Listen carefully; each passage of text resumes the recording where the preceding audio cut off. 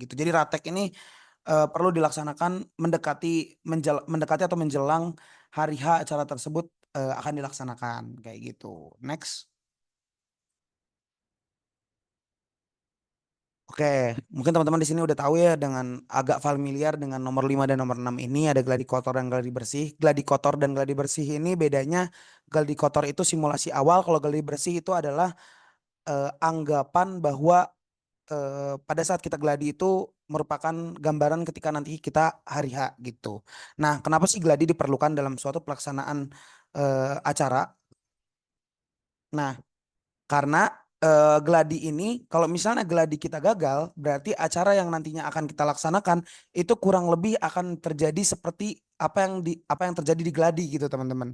Jadi gladi ini perlu banget dilakukan oleh setiap panitia yang ada di acara untuk menjalin kesuksesan acara di hari H nanti gitu. Gladi ini gambaran lah gitu, proyeksi. Kalau misalnya nanti hari H tuh kayak gimana, kita cobain di gladi. Kalau gladinya gagal, berarti hari H-nya kurang lebih akan gagal juga. Kayak gitu. Di next. Nah, ini mungkin yang teman-teman rasain ketika teman-teman menjadi mahasiswa baru gitu. Kenapa sih ikut kepanitiaan? Bukannya buang-buang waktu, tenaga, sama uang. Mending jadi kupu-kupu aja nggak sih? Nah, kupu-kupu tuh kuliah pulang ya. Nah, kalau aku kura-kura kuliah rapat, kuliah rapat. Nah, jadi emang sebenarnya tujuannya kepanitiaan ini untuk apa dan kenapa sih harus kita sebagai mahasiswa nih harus ikut dalam suatu program-program yang sebenarnya itu buang-buang waktu gitu untuk kalau kalian menganggap itu dalam pemikiran praktis aja gitu. Bisa di next. Nah, ini ada manfaat jangka panjangnya nih. Ini mengasah soft skill. Tentu kalian sebagai mahasiswa itu kalau misalnya kalian mungkin kalian pernah dengar nih, kenapa sih IPK itu hanya berangka 4 nggak 100? Nah, karena 96-nya itu kalian dapat dari luar, bukan dari perkuliahan gitu. Oke, secara teoritis kalian bagus gitu, tapi secara critical thinking ataupun secara soft skill kalian nggak ada, ya kalian gagal menurutku jadi mahasiswa. Karena kalau kita berbicara soal dunia kerja, itu ujung-ujungnya ke soft skill dan hard skill, teman-teman. Hard skill kalian udah dapat dari suatu program studi yang kalian ambil, soft skill juga harus kalian dapat dari luar gitu. Karena biasanya tidak tersampaikan di perkuliahan gitu. Contohnya kayak gitu. Terus dua, pentingnya kepanitiaan dalam pengembangan diri gitu. Kepanitiaan sebagai sarana untuk mengenali potensi diri. Nah, kepanitiaan ini biasanya menjadi kita tahu gitu kita tuh punya potensi apa sih di diri kita, karena jujur aku juga dulu itu nggak bisa ngedesain, tapi ketika aku ngikut kepanitiaan dan diajarkan dan di apa ya ada under pressure-nya juga gitu, nah itu memaksa aku dan juga akhirnya aku punya skill ngedesain gitu kayak gitu, terus menjadi lebih percaya diri dengan mengambil tanggung jawab baru. Nah ini tentunya teman-teman yang aku tadi bilang gitu tentang critical thinking. Nah, kenapa sih critical thinking itu bakal terasah kalau misalnya teman-teman mengikuti suatu kepanitiaan? Nah, ketika teman-teman mengikuti suatu kepanitiaan dan teman-teman memiliki suatu tantangan yang bersifat agak krusial atau sampai teman-teman acaranya nggak bisa sampai nggak jalan, itu teman-teman dihadapkan pada posisi di mana gimana harus pengambilan keputusan yang cepat gitu. Kalau enggak acaranya ini apakah kita nggak jalanin aja atau kita ambil konsekuensi baru atau kita cari mitigasi baru. Nah, itu dari kita dapat dari program kerja suatu kepanitiaan kayak gitu. Mendorong kreativitas dan inovasi dalam menyelesaikan masalah. Menyelesaikan masalah itu banyak banget tipenya, teman-teman, sesuai dengan masalah apa yang teman-teman hadapin gitu. Jadi di kepanitiaan ini atau di bisa kita bilang di suatu program atau di suatu kegiatan inilah teman-teman bakal diasah gitu kreativitas dan inovasinya, terutama dalam menyelesaikan suatu masalah. Di next. Membangun relasi dan jejaring di kepanitiaan. Ini biasanya kepanitiaan yang bersifat agak besar. Contohnya misalnya teman-teman ikut kepanitiaan yang sekarang lagi rame, mungkin Piala Rektor misalnya gitu. Piala Rektor itu kan nggak cuman Fakultas Perikanan dan Ilmu Kelautan aja yang mungkin mendaftar sebagai staf di sana. Tapi ada 18 fakultas di Universitas Brawijaya yang mendaftar kepada event yang lumayan megah itu yang diadakan oleh eksekutif mahasiswa gitu. Jadi di sini teman-teman bisa dapat relasi gitu di luar Fakultas Perikanan dan Ilmu Kelautan. Tapi bisa nggak sih Mas kalau misalnya kita mau ikut kepanitiaannya di FPIK aja gitu, di Fakultas Perikanan aja, ya boleh. Karena aku yakin biasanya mahasiswa baru itu temen beda prodinya banyak gitu, sedikit gitu. Karena kan prodi kita banyak ya teman-teman, ada 6 gitu, ada 6 program studi. Jadi aku juga mencari relasi di beda prodinya itu dengan cara entah ikut kepanitiaan, entah mungkin kalau cowok ngopi, tapi lebih efektifnya itu di kepanitiaan karena kita sering ketemu. Dipaksa untuk bertemu bedanya. Kalau ngopi kan yang ngomong aja biasanya gitu. Terus kepanitiaan sebagai sarana pengembangan kepemimpinan. Nah ini perlu banget karena ketika teman-teman tadi yang nomor 1 dan 2 itu teman-teman udah bisa menyelesaikan masalah dengan kreativitas dan inovasi teman-teman, itu membangun secara tidak langsung membangun jiwa karakter pemimpin di teman-teman karena teman-teman itu udah bisa memimpin diri sendiri gitu. Entah itu dengan cara manage waktu atau misalnya kita adaptasi dengan lingkungan yang ternyata kok lingkungannya tidak sesuai tapi kita mencoba untuk yaudah nggak apa-apa karena konsekuen aku udah ada di panitia ini aku mau acaranya sukses gitu.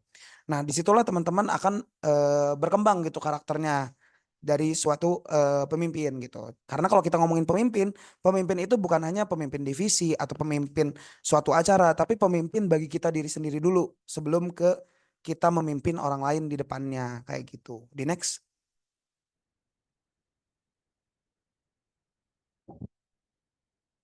Nah, ini ada mengelola waktu dan stres dalam kepanitiaan. Kepanitiaan itu kalau misalnya kita kepanitiaannya acaranya besar, contohnya ya mungkin aku ambil Pinisi gitu. Pinisi 2024 ini besar teman-teman acaranya. Buat teman-teman yang mau ikut tahun depan harus dipikirkan gimana sih caranya agar kita ikut di panitia Pinisi ini bisa enjoy, agar kita ikut panitia Pinisi ini bisa membagi waktu dan lain-lain. Karena rangkaiannya cukup panjang teman-teman. Teman-temanku yang ikut panitia Pinisi itu udah bergerak sebulan atau 2 bulan teman-teman sebelum menjadi maba atau sebelum mengikuti rangkaian pinisi gitu. Jadi itu kan rangkaiannya cukup cukup padat gitu. Jadi teman-teman harus bisa mengelola stres dan juga mengelola waktu teman-teman gitu. Nah ini mengasah skill manajemen waktu teman-teman juga gitu. Karena gimana sih manage waktu antara akademik dan non akademik gitu. Kalau misalnya nabrak sama mata kuliah gimana ya? Gimana ya kalau misalnya nabrak sama waktu nugasku atau mungkin waktu ngelaprakku kayak gitu. Itu bakal diasah skillnya gitu. Terus kreativitas dan inovasi dalam kepanitiaan.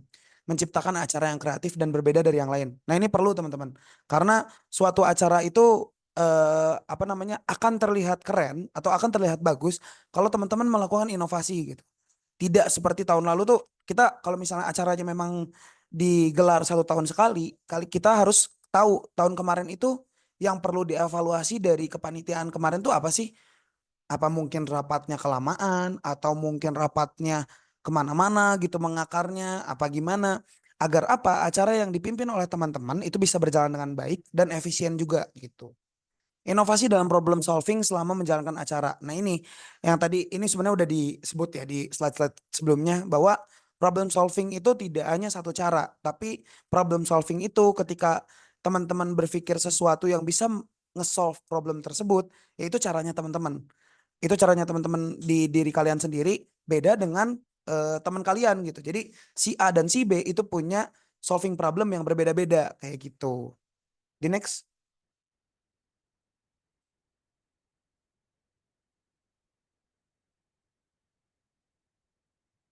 Oke, yang ketujuh, menemukan passion dan arah karir melalui kepanitiaan.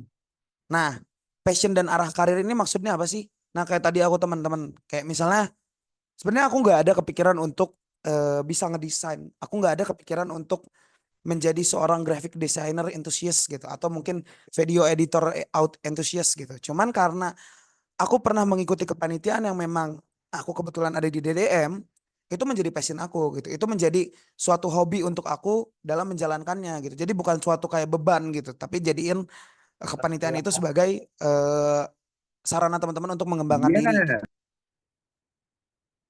Di next. Nah, ini sebenarnya ini pra kalian melakukan kepanitiaan. Yang pertama itu memahami tujuan dan motivasi pribadi. Jadi sebelum teman-teman ngikutin kepanitiaan, itu jangan berlandaskan FOMO negatif gitu. FOMO negatif tuh apa sih? Jadi FOMO negatif tuh, ah temen aku ikut, aku juga ikut. Gitu. Tapi FOMO positif gitu. Misalnya, ih temen aku ikut kepanitiaan, dia asalnya nggak bisa ngomong, itu jadi bisa ngomong gitu depan publik. Nah itu yang bagus gitu. Jadi tanyain dulu motivasi kamu untuk join kepanitiaan tuh apa sih? Kalau cuman kalau kalian nggak ngerti apa tujuan kalian untuk masuk dalam suatu kepanitiaan, mending jangan. Karena nantinya implikasinya atau dampaknya teman-teman gak bakalan hadir di rapat-rapat yang akan datang. Atau bahkan teman-teman bisa menjadi salah satu penyebab acara tersebut tidak berjalan dengan baik. Kayak gitu. Terus kenali minat dan kemampuan. Nah ini yang aku bilang. Kalian jangan ngasal kalau misalnya kalian mau ikut kepanitiaan gitu. Kalian kenalin dulu minat atau divisi yang kalian mau itu apa gitu. Ketika kalian misalnya memang seseorang yang bisa merangkai suatu acara, ya masuklah divisi acara gitu. Jangan divisi PDD. Misalnya kalian punya minat kayak aku gitu, minat di graphic designer gitu, di DDM. Ya masuklah DDM gitu. Jangan masuk humas karena misalnya kalian nggak bisa ngomong gitu di humas. Jadi kenali dulu kalian ini bisa apa dan kalian tidak bisa apa. Atau kalian mau explore apa kayak gitu. The next.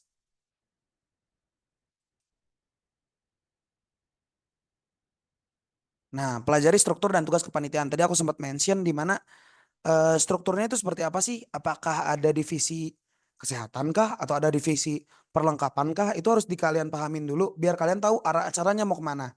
Terus juga tugas kepanitiaannya. Tugas kepanitiaan ini tuh konsep acaranya mau dibawa kemana sih? Terus kontribusi apa sih yang bisa kita kasih biar acaranya ini sukses gitu. Kayak gitu. Karena suatu panitia itu banyak teman-teman. Gak mungkin cuma satu orang gitu. Namanya juga kepanitiaan. Karena ketika satu panitia bermasalah, itu biasanya implikasinya atau dampaknya adalah acaranya itu gagal. Itu sebenarnya skala besar, skala kecilnya divisinya gagal. Gitu. Jadi kita harus mempelajari struktur dan tugas kepanitiaan ini terlebih dahulu gitu sebelum kita masuk dalam suatu kepanitiaan. Kayak gitu. Di next.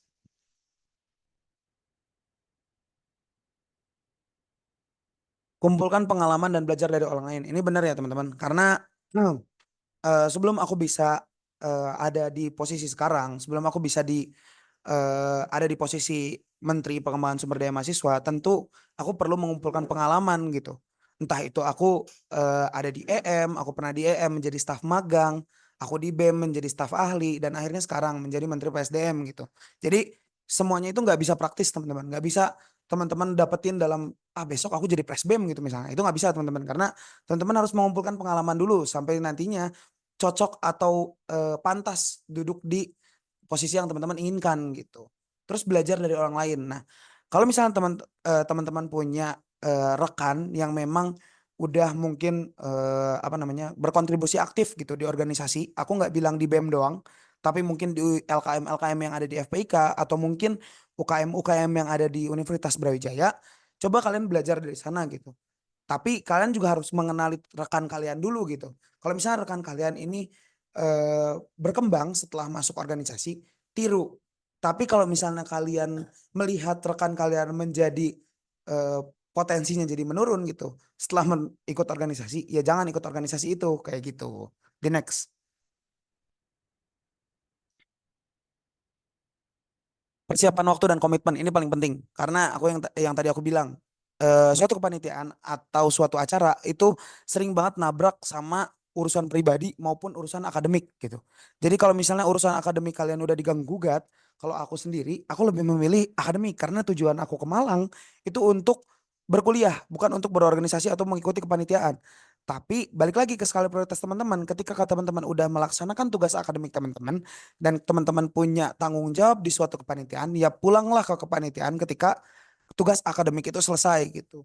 Karena yang namanya tanggung jawab itu sakral banget teman-teman gitu. Nggak bisa kalian tinggalin sebegitu saja gitu. Jadi kalian harus ngecek dulu nih jadwal pribadi kalian gimana gitu. Apakah nabrak sama jadwal aku atau gimana gitu. Atau siap gak kalian berkomitmen dalam suatu kepanitiaan. Karena biasanya kepanitiaan ini sifatnya mengikat banget teman-teman gitu. Teman-teman pasti ditanyain ke teman-teman kemana gitu kok nggak pernah hadir rapat apa gimana karena teman-teman sudah berkomitmen apalagi biasanya suka ada surat pernyataan yang menyatakan bahwa teman-teman itu akan aktif dalam kepanitiaan tersebut kayak gitu. Di next. Kemampuan manajemen stres dan waktu. Nah ini kalian bakal dapetin juga atau kalian harus persiapkan juga karena yang namanya stres itu akan muncul teman-teman. Baik itu di akademik maupun non akademik. Kalau akademik ya mungkin kita pusingnya laprak gitu kan. Dosen gitu. Dosen kok dosennya kayak gini sih gitu. Kita jadi stres dan lain-lain. Kalau di kepanitiaan itu kita stres misalnya dengan terlalu padatnya jadwal rapat misalnya atau terlalu pusingnya acara yang ingin dibawakan sehingga outputnya ini nggak ngerti teman-teman mau apa sih ini dari acara ini tuh mau ngapain. Nah itu bisa menimbulkan stres ke teman-teman gitu. Jadi kita harus manajemen stres juga dalam artian